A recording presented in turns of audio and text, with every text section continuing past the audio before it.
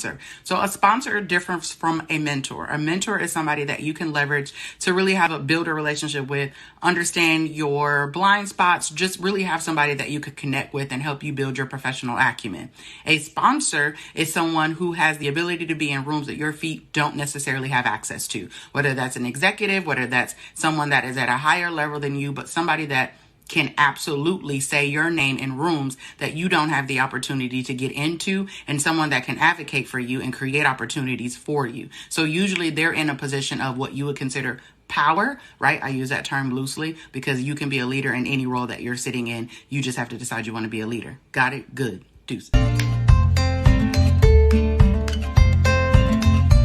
We already talked about what a sponsor is. Let's talk about why you need one. Again, we mentioned that they are in a position of power. And what power just means is they're in rooms that you're not necessarily in. They're in rooms where decisions are being made and they're allocating who's going to do what, right? And it gives you an opportunity, if you have a sponsor and someone who knows your brand, knows your work product, and wants to put their advocacy upon you, to be able to say, hey, this job, hey, this opportunity, hey, this project, this person will be good for because of X, Y, Z. So having a sponsor differs from a mentor, and that's the reason why you need one. Got it? Good. Deuces.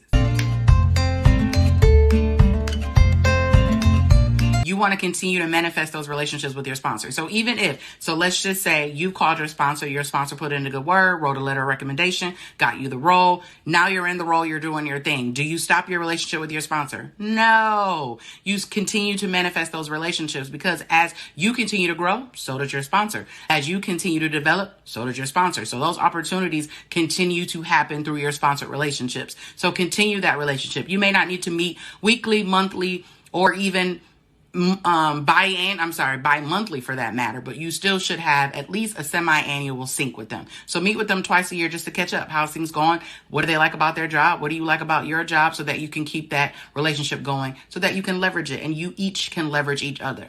Got it? Good. Deuces. It is about your brand. It is about how you represent yourself and asking for it. And so I have multiple sponsors that I developed through mentoring relationships. And so they at one point was my mentor because they're in an elevated position, right? And so they taught me some things that I didn't have access to. They taught me more about business strategy, things of that nature that I may not have necessarily got the opportunity to know depending on the seat that I sat in, right? So after that, I asked for their advocacy. So you're in a position, you're in rooms that my feet don't step into.